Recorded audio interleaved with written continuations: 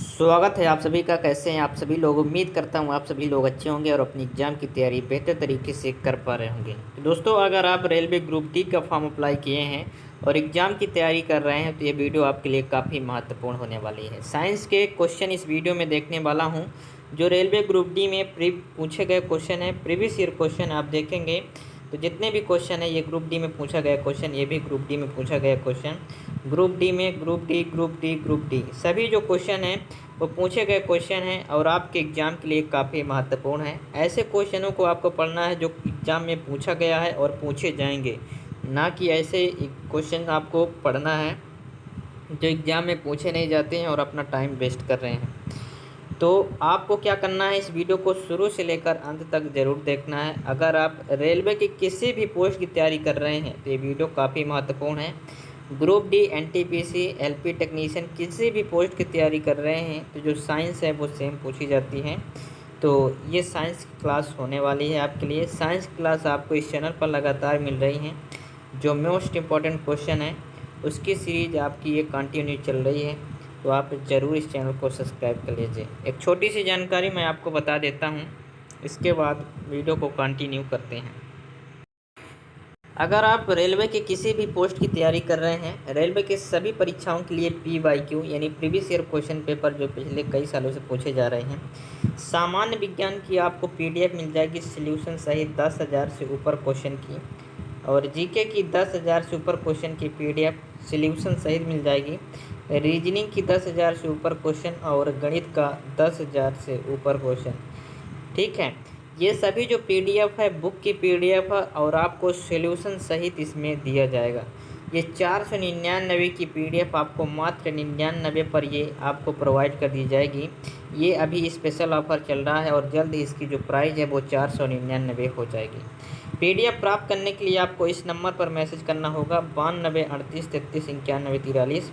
इस नंबर पर दोस्त आप मैसेज करेंगे और जैसे ही आप 99 रुपये पेड करेंगे आपको व्हाट्सएप पर ही PDF प्रोवाइड कर दी जाएगी। साइंस की, जीके की, रीजनिंग और मैथ सभी जो PDF है आपको व्हाट्सएप पर ही प्रोवाइड कर दी जाएगी। तो अगर आप चाहते हैं किसी एक विषय का PDF लेना, जैसे आप चाहते हैं साइंस बस का, तो आपको 49 रुपये मात्र लगेगा। 49 रुपये ये आपको PDF का चार्ज है। रीजनिंग, गणित किसी भी एक सब्जेक्ट का लेना चाहते हैं तो मात्र 49 रुपये में ये PDF आपको व्हाट्सएप नंबर पर ही प्रोवाइड कर दी जाएगी। इसलिए आप PDF ज़रूर ले लीजिए, क्योंकि इसमें प्रीवियस ईयर क्वेश्चन पेपर हैं। किसी भी आपकी क्लास देख रहे हैं यूट्यूब में, कहीं भी क्लास देखेंगे सभी जो क्वेश्चन है प्रीवियस ईयर क्वेश्चन करवाते हैं, तो आपको ये ले लेना है और प्रैक्टिस करना है। चलिए, इसमें जो आपको अच्छी बात यह है कि चैप्टर वाइज और टॉपिक वाइज आपको ये इसमें क्वेश्चन मिलेंगे सभी क्वेश्चन, तो आपको ये बेनिफिट रहेगा। आपको कहीं भी टाइप का परेशान नहीं होना है, किस टाइप के क्वेश्चन जो है मैथ के पूछे जाएंगे आपको खोजने की ज़रूरत नहीं पड़ेगी। आपको चैप्टर वाइज और टाइप वाइज क्वेश्चन मिलेंगे। चलिए वीडियो स्टार्ट करते हैं और अपने टॉपिक में आते हैं। और ये रहा इस वीडियो का पहला क्वेश्चन। इसका आंसर आप सभी लोग बताएंगे क्या होगा। 10 सेकेंड का आपको टाइम हर क्वेश्चन पर दिया जाएगा और हर क्वेश्चन में आपको 10 सेकेंड का टाइम दिया जाएगा। आपको कमेंट करना है। चलिए, क्वेश्चन नंबर पर आपको नहीं जाना है, क्वेश्चन नंबर लिख के आपको कमेंट करना है और आपको लास्ट बताना है कितने क्वेश्चन आप सही कर पा रहे हैं। पहला क्वेश्चन है, निम्नलिखित में से कौन सा कोशिकीय घटक अधिकांश प्रोकैरियोटिक में मौजूद नहीं होता है, ये पूछा गया है।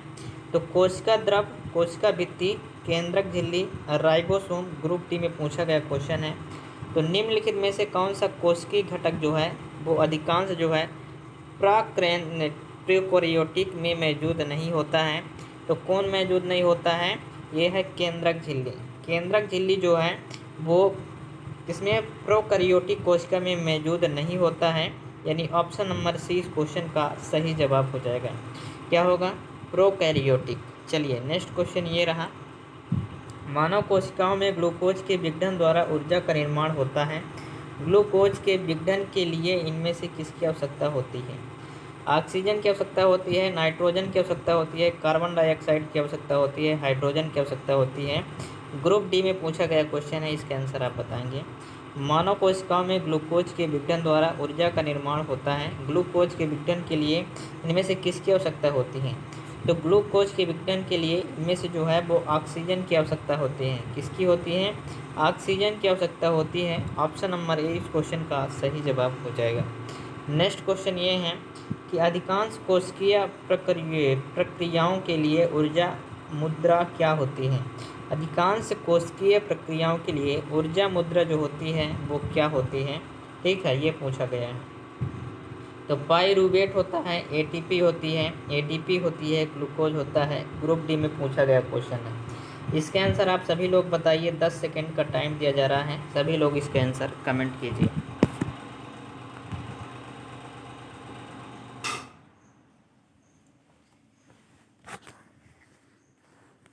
चलिए, इसका आंसर आप सभी लोग कमेंट कीजिए क्या होगा।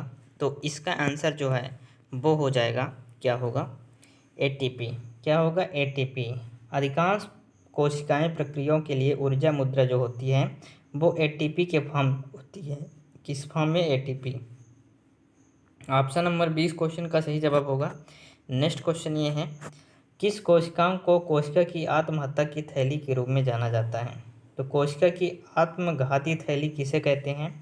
केंद्रक को, माइटोकॉन्ड्रिया को, सेंट्रोसोम को, लाइसोसोम में। ग्रुप डी में पूछा गया क्वेश्चन है। तो कोशिका की आत्मघाती थैली किसे कहते हैं? लाइसोसोम को। आप सभी को पता है लाइसोसोम जो है वो कोशिका की आत्मघाती थैली यानी आत्महत्या की थैली कहा जाता है। ऑप्शन नंबर डी इस क्वेश्चन का सही जवाब हो जाएगा। नेक्स्ट क्वेश्चन ये है, कोशिका में 6 कार्बन वाले अणु ग्लूकोज के 3 कार्बन वाले अणु पाइरूवेट में विखंडन की प्रक्रिया कहाँ पर होती है? चलिए, कोशिका में 6 कार्बन वाले अणु, ठीक है, ग्लूकोज के 3 कार्बन वाले अणु पाइरूवेट में विखंडन की प्रक्रिया जो है वो कहाँ होती है? कोशिका द्रव में होती है, हरित लवक में होता है, माइटोकॉन्ड्रिया में, गल्जिका में। ग्रुप डी में पूछा गया क्वेश्चन है। तो इसकी जो प्रक्रिया होती है वो होती है कोशिका द्रव में। कहाँ होती है? कोशिका द्रव में होती है। इसको आपको याद रखना है, कई बार क्वेश्चन जो है वो पूछा गया है। स्टार मार्क आपको कर लेना है, कई बार क्वेश्चन पूछा गया है। चलिए, नेक्स्ट क्वेश्चन ये है, प्रोकैरियोटिक राइबोसोम की उप इकाई संरचना क्या होती है? प्रोकैरियोटिक राइबोसोम की उप इकाई संरचना क्या होती है? तो इसकी जो उप इकाई संरचना होती है वो क्या होती है, ये पूछा गया है। चलिए, तो इसकी जो होती है वो होती है 50S और 30S। कितनी होती है? 50S और 30S, यानी ऑप्शन नंबर सी इस क्वेश्चन का सही जवाब हो जाएगा। ग्रुप डी में पूछा गया क्वेश्चन है। चलिए, नेक्स्ट क्वेश्चन देखते हैं।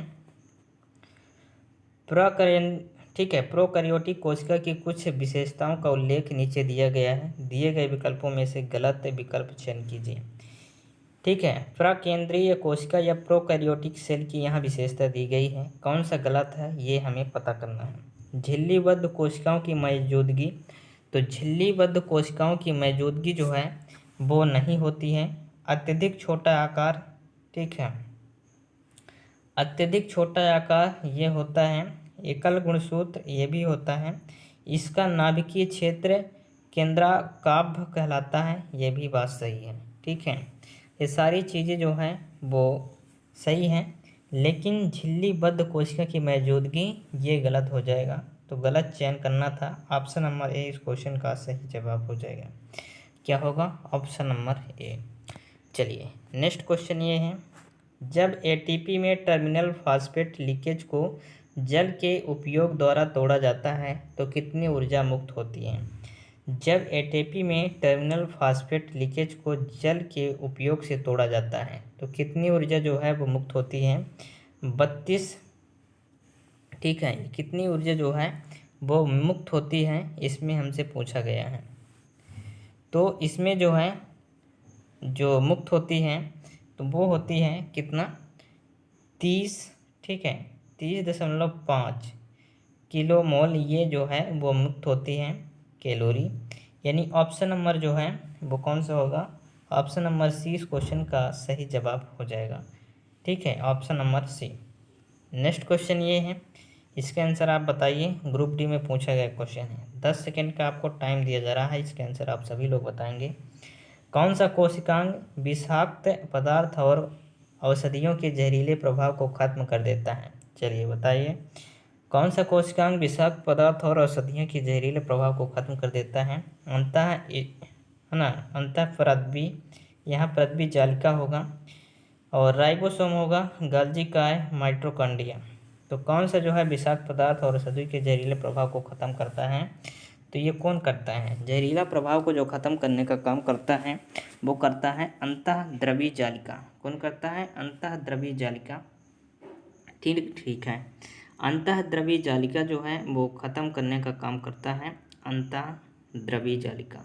ठीक है, द्रवी जालिका। ठीक है, ये क्या करता है? जहरीले पदार्थ को ख़त्म करने का काम करता है। ठीक है, यानी ऑप्शन नंबर ए इस क्वेश्चन का सही जवाब हो जाएगा। इसकी जो आकार होती है वो कैसी होती है? इसकी जो आकार होती है वो होती है, ठीक है, जालिका, यानी इसका जो है मुख्य कार्य जो होता है झिल्लेदार होती है ये, और कोशिकांग इनका जो है कार्य जो होता है विषाक्त पदार्थों और औषधि में जो विषाक्त पदार्थ रहते हैं उसको ख़त्म करती है। इसकी रचना जो है वो झिल्लीदार होती है, प्लाज्मा झिल्ली के समान होती है। ये भी दोस्त आपको याद रखना है। ऑप्शन नंबर ए इस क्वेश्चन का सही जवाब होगा। नेक्स्ट क्वेश्चन ये है कि निम्न में से किस प्राणी ऊतक में चपटी कोशिकाएं होती हैं? चपटी जो कोशिका होती है वो किस में होती है, ये पूछा गया है। तो प्लाज्मा कोशिकाएं, घनाभाकार उपकला, सल्की उपकला, मास्ट कोशिकाएं। ग्रुप डी में पूछा गया क्वेश्चन है। तो जो चपटी होती है ऊतक में, चपटी कोशिकाएं किस में होती हैं? चपटी कोशिकाएं जो होती हैं वो सल्की उपकला में होती हैं। किस में होती हैं? सल्की उपकला में जो हैं वो चपटी कोशिकाएं होती हैं। ऑप्शन नंबर सी इस क्वेश्चन का सही जवाब हो जाएगा। नेक्स्ट क्वेश्चन ये है कि निम्न में से कौन सा कथन जो है वो गलत है? इनमें से जो है वो कौन सा कथन जो है वो गलत है, ये बोला गया है। ठीक, गलत कथन को हमें देखना है। गलत कथन इसमें से हम देखते हैं, किण्वन की प्रक्रिया के लिए ऑक्सीजन आवश्यक नहीं है, ये भी बात सही है। श्वसन के प्रथम चरण में पायरुवेट अम्ल का निर्माण होता है, ये बात सही है। श्वसन के प्रथम चरण में ग्लूकोज का विघटन होता है, ये भी बात सही है। माइटोकॉन्ड्रिया में ऑक्सीजन की सहायता से एसिटिक अम्ल का विघटन होता है, ये बिल्कुल गलत है। ठीक है, माइटोकॉन्ड्रिया में ऑक्सीजन की सहायता से, ठीक है, वो एसिटिक अम्ल का विघटन नहीं होता है। ये इसका जो विघटन होता है वो पायरुवेट का विघटन होता है। किसका होता है? पायरुवेट का।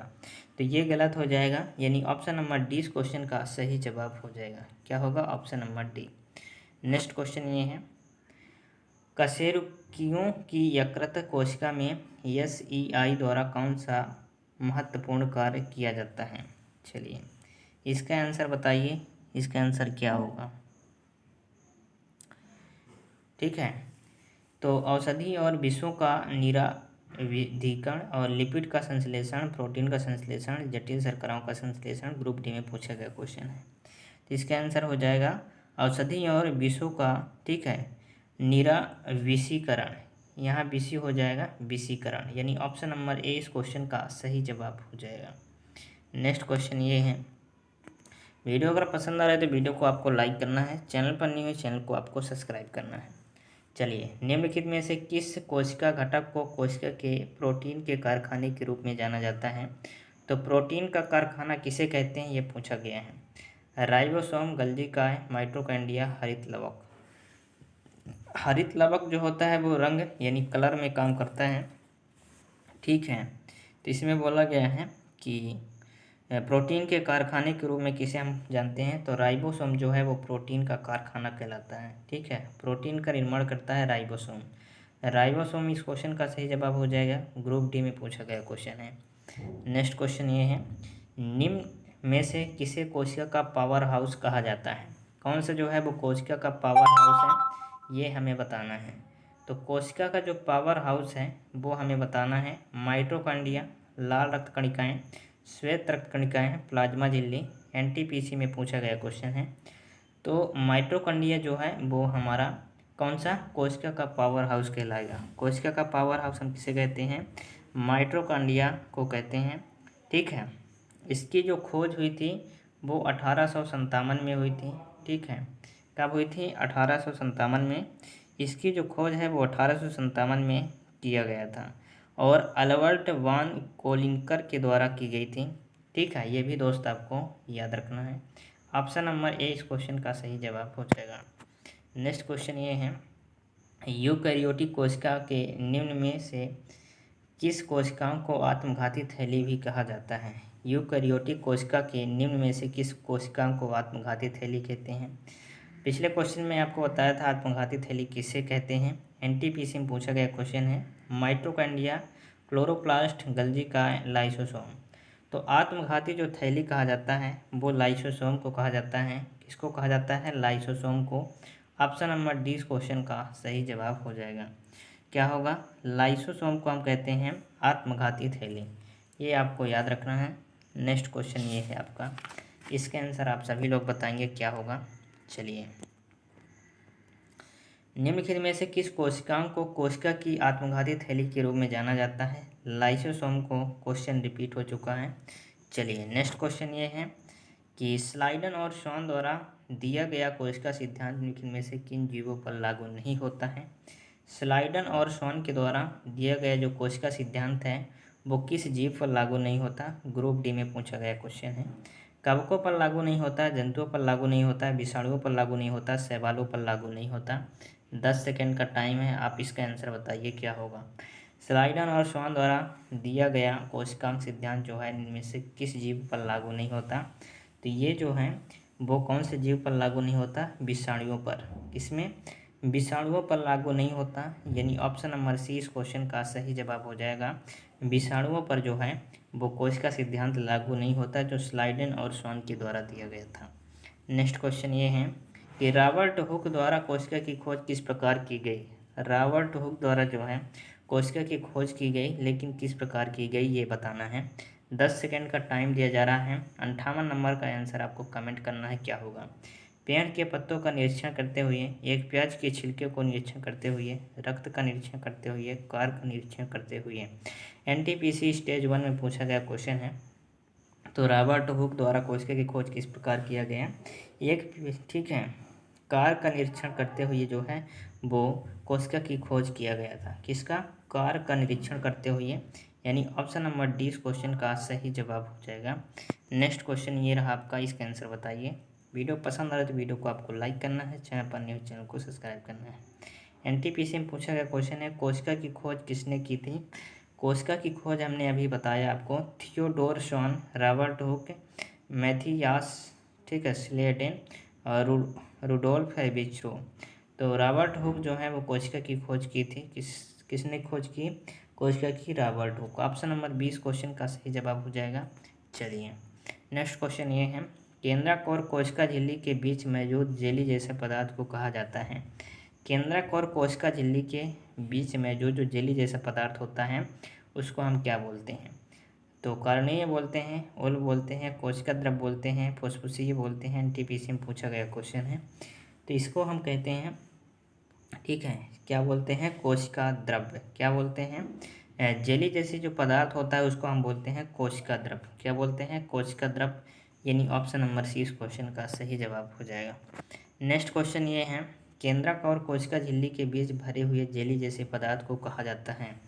केंद्रक और कोशिका झिल्ली के बीच भरे हुए जेली जैसे जो पदार्थ होता है उसको हम क्या कहते हैं? हमने अभी बताया केंद्रक और झिल्ली के बीच जो भरे हुए जेली जैसे पदार्थ होता है उसको हम क्या बोलते हैं?